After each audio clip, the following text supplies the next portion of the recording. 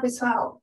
Eu sou a Berenice Danck, da Danck Consultoria e Treinamento, e hoje estou aqui com o Pedro de Carmo, também do nosso time da Danck, para analisar 3tentos, que é uma grande companhia do agronegócio. O nosso foco nessa análise será verificar as práticas de gestão de risco financeiro e o uso de derivativos pela companhia. Pedro, bem-vindo e obrigada por estar aqui comigo. Olá, Berenice. Obrigado pelo convite. É um prazer estar aqui falando um pouco mais da 3tentos. Bem, para ajudar vocês a acompanhar os detalhes dessa análise, nós preparamos um material que também estará disponível no nosso site da Danck Consultoria e Treinamento. Pedro, por favor, fique à vontade para compartilhar conosco. Vamos lá. Bem, nessa análise, nós vamos então começar explicando um pouquinho sobre a empresa, para você entender melhor a 3tentos e como foram os resultados agora do quarto trimestre de 2021. Vamos também explorar derivativos, que é o nosso grande foco, em que nós fazemos consultoria e treinamento e também buscamos analisar das empresas que estão listadas na B3. E aí sim vamos entrar em detalhes sobre a exposição e quais são os derivativos que a companhia usa para se proteger de exposições ligadas a câmbio e commodities. Então, Pedro começa falando mais sobre 3tentos. Então, só para trazer um pouco mais do negócio da empresa, como a gente comentou, é uma grande empresa do agronegócio e que ela está expandindo e segmentando, abrindo a sua expansão de negócios dentro do Brasil e em diferentes estados, né? Então, hoje a gente vê que eles têm 48 lojas, 2 plantas industriais de esmagamento de soja, e com isso eles têm volumes, exposições, né, de venda, tanto de óleo como farelo de soja, né, que é um subproduto do esmagamento da soja. Tem uma grande gama de clientes, estão expandindo lojas, né, principalmente para o MT, para o Mato Grosso, onde antes a concentração deles se dava na região sul, e também estão expandindo a parte de fertilizantes, né, processamento de insumos agrícolas.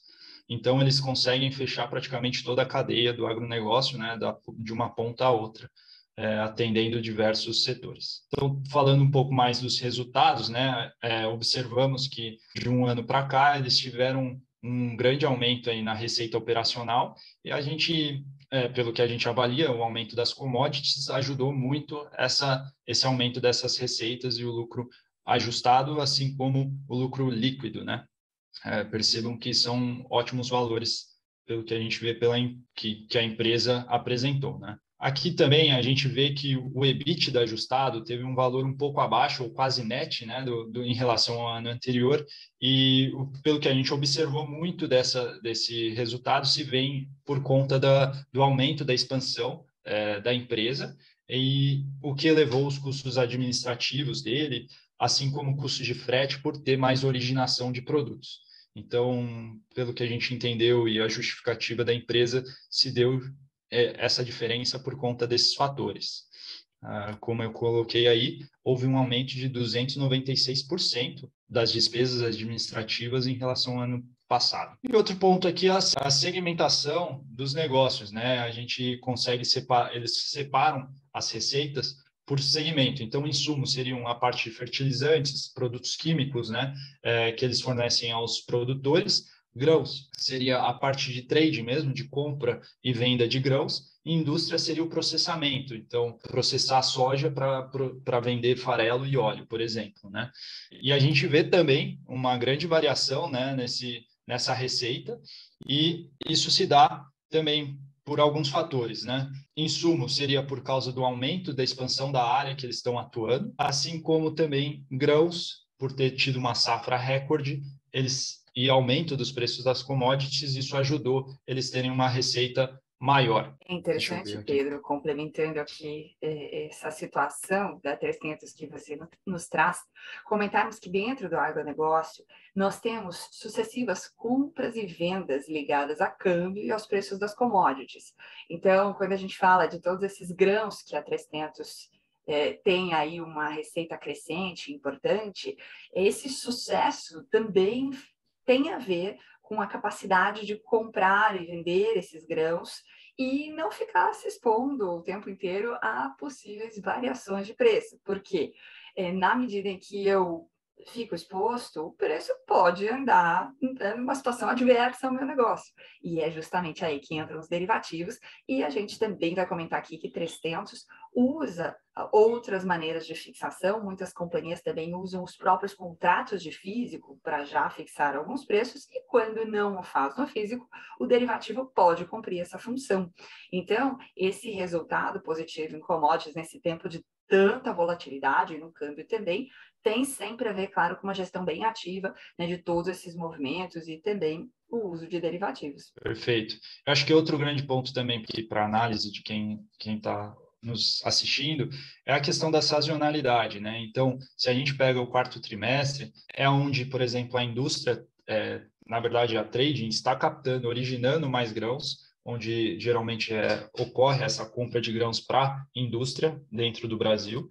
Então, aqui nesse slide, a gente vê que a companhia separa o ativo e o passivo para demonstrar a relação entre eles e a marcação a mercado. Então, a gente vê que, por exemplo, o estoque de commodities, que eles consideram do grupo A, tem a relação com o passivo, né, que seriam os fornecedores, a fixar a commodity. Então, ele faz esse link para o investidor ou quem está analisando ter esse entendimento da relação entre esses fatores. Assim como aqui a gente também vê, por exemplo, a célula de produtor rural, que é a CPR, que é uma célula de crédito, e que a gente vê que, em comparação ao ano passado, diminuiu. Isso porque a expectativa do produtor é de altas de preço, né, das commodities, e muito provavelmente ele não fechou um barter com a companhia, que nada mais é do que uma troca, né? Basicamente, o barter é uma troca de produto químicos, fertilizantes, por exemplo, por um determinado volume de saca de soja, por exemplo. E a gente vê uma diminuição desse valor. O interessante também é que a gente pode correlacionar isso com os volumes de fornecedores a fixar de commodities entre os períodos, né? Então, você vê que diminuiu a fixação do barter, porque tinha a expectativa de aumento da commodity, assim como se você olhar os fornecedores a fixar, teve um volume muito maior, porque ele está esperando um aumento de preço. É interessante como a gente consegue observar nessa evolução de 2020 para 2021, justamente um momento importante nessas situações a fixar. Né? Porque existia, de fato, uma incerteza e uma expectativa bastante grande em relação à possível continuidade da alta desses preços de soja e milho, e muitos ficaram ali correndo risco e aguardando. E o futuro, que é, por exemplo, um derivativo que a companhia usa, que dentro deste grupo B, que ela chama, tem o propósito de ajudar nessas fixações de preço. Mas a gente percebe aqui, os valores são MTM, são marcação a mercado, não são notion, não mostram a quantidade total desses contratos fechados, mas a impressão que dá aqui pelo MTM é que tem bem menos futuro do que tem exposição a fixar, né? Então ficou ali um pedaço aberto e a gente vai ver, sim, uma tabela aqui em que a companhia abre essa exposição para a gente entender melhor. Mas essa divisão aqui de grupo A e grupo B ficou bem didática, gostei. Legal. E daí aqui é um quadrinho simples que eles expõem, né? Depois você que está nos assistindo, você pode ver com calma como que eles analisam o risco, a exposição e a metodologia, a gestão desse risco, que achei interessante a gente apresentar aqui, né? Que eles olham todas essas questões, né? Sim, a companhia tem risco de câmbio, de commodities, risco de crédito, né? Na medida em que ela tem recebimentos que têm prazos longos, prazo safra, então tem sim que fazer uma análise da carteira de clientes e gerenciar esses riscos de crédito, assim como de liquidez, né? Que é um tema que é muito constante no agronegócio, mas aliás a 300 se defende muito bem, já vamos comentar mais. Nessa tabela, nós começamos a entender em mais detalhes a exposição que a companhia possui a soja e milho. E também temos aqui uma explicação sobre trigo, do ponto de vista do que a 300 possui a receber e a pagar nessas commodities. A gente percebe, por exemplo, aqui as contas a receber ligadas aos CPRs. Temos também contratos a termo de compra e de venda. E é interessante porque aqui ficou uma dúvida para nós. Quando a empresa diz contrato a termo, existem duas possibilidades. Pode ser que a empresa tenha fixado dentro do físico um preço E aí ela tem o que, por vezes, se chama de um derivativo embutido, porque o físico já traz essa proteção, já deixa a companhia protegida de uma oscilação de preço de soja ou de milho. E pode ser também que ela tenha contratado um instrumento financeiro derivativo chamado de termo de commodity ou termo de moeda, cuja sigla em inglês é NDF, Non-Deliverable Forward. Então, fica aqui uma sugestão para a empresa de que na próxima divulgação de resultados, conte melhor para a gente, né, se aqui são derivativos, se são contratos fechados no físico, mas o fato é que a empresa usa operações a termo para fazer as suas fixações de preço ligadas à soja e também ao milho. Ela também usa derivativos de câmbio, falaremos a seguir. Mas quando a gente olha essa tabela, pessoal, e aí é muito interessante, aqui nós temos uma análise de sensibilidade que traz um olhar estratégico sobre como as variações de preço afetam os negócios da empresa. E percebam aqui que quando a gente olha para a soja, a gente vê que a redução do preço da soja traz um impacto líquido negativo. Vejam ali que a somatória é um valor negativo. Mas aí nós poderíamos ir analisando detalhadamente o que acontece a cada linha. Então, por exemplo, ali na primeira linha, vemos os estoques e percebemos que uma redução do preço da soja traz um efeito negativo sobre o estoque. Porque o estoque da empresa passa a valer menos. E assim por diante. Percebam que no milho o mesmo acontece. Então, a redução do preço do milho faz esse estoque valer menos. E quando você pega, por exemplo, aquela linha de contrato a termo venda, você vê que a redução do preço do milho traz uma variação positiva. E aí você, né, se pergunta, como assim? Mas o preço do milho caiu e mesmo assim a empresa vai ter um resultado positivo? Sim. Esse é o grande propósito de um contrato a termo, seja ele uma fixação no físico ou via derivativos. A empresa se protege da queda do preço dessa commodity e, se isso acontece, ela recebe um ajuste, ela recebe a diferença entre o preço fixado e o preço daquele dia em que a gente está fazendo essa análise, o que liquida o contrato. E assim, ela se protege desse movimento de queda. Percebam que 300 também se protege do movimento de alta nessa linha de contratos a termo compra. E por que ela tem os dois lados? É simples. Ela tem momentos em que ela compra e momentos em que ela vende essas commodities com uma defasagem temporal. A empresa não traz detalhes sobre o vencimento dessas operações, sobre os prazos para os quais ela fez essas fixações das compras e vendas. Mas isso normalmente tem a ver com o ciclo dessas commodities, a safra, né, os momentos de produção e comercialização de cada um desses grãos. Então, é comum a gente encontrar no agro tanto o head da compra quanto o head da venda. Interessante também, Berenice, não dá para a gente, de fato, confirmar, mas eles também reduziram bastante a exposição, né, chegando praticamente para todos quase perto de zero, né, em comparação ao ano anterior, né? Não sei se foi um aumento da volatilidade, né? É um destaque excelente, Pedro, porque aí a gente vê exatamente o grande propósito, né, de fazer esse acompanhamento da exposição, de contratar derivativos, ou em alguns momentos já ir fixando os preços no físico e não deixar tudo a fixar exposto à variação. Então, perceba que, de fato, a empresa consegue fazer suas fixações e fazer as suas negociações comerciais de tal sorte que a exposição resultante é praticamente zero. Quer dizer, tem uma gestão de risco aí bem apurada. Perfeito. Aqui também é a mesma tabela do slide anterior.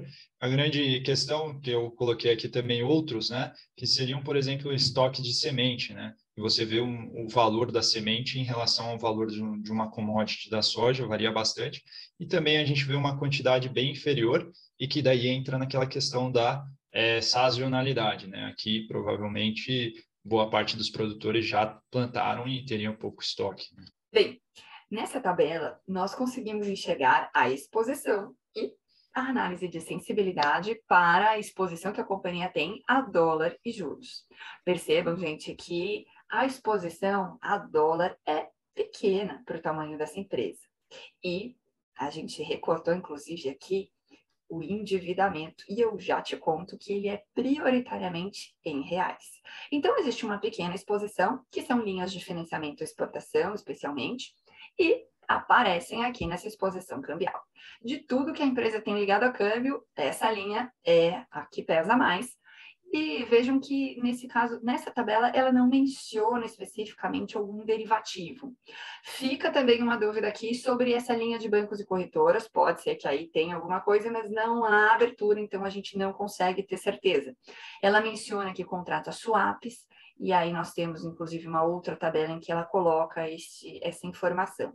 Tem, mas com base nessas linhas, nesses fluxos de caixa ligados a dólar, a gente percebe que a redução da taxa de câmbio favorece a empresa. Por que isso acontece? Porque tem empréstimos dolarizados que, com a queda da taxa de câmbio, vão custar menos reais para essa empresa. Muito bem. E sobre as taxas de juros? Sim, gente. Em tempos de tantos altos e baixos nas taxas de juros em reais, a gente não pode mais deixar esse fator de risco fora do radar, né? Isso algumas empresas deixavam meio de lado na hora de fazer a gestão de risco, mas está na pauta e é sim importante. Então, como é que a 300 faz? Para juros, ela faz aplicações financeiras, tem sim empréstimos e financiamentos que são em reais. Aqui você já pode perceber que o saldo em reais é bem maior do que o saldo em dólar. E esse número em dólar já está convertido para reais, então você pode fazer a comparação direta. E a empresa tem também nota de crédito à exportação. Essa nota pode ser tomada em reais e, da maneira como a empresa está colocando aqui para a gente, nós estamos entendendo que ela está em reais, sujeita à variação de alguma taxa de juros em reais.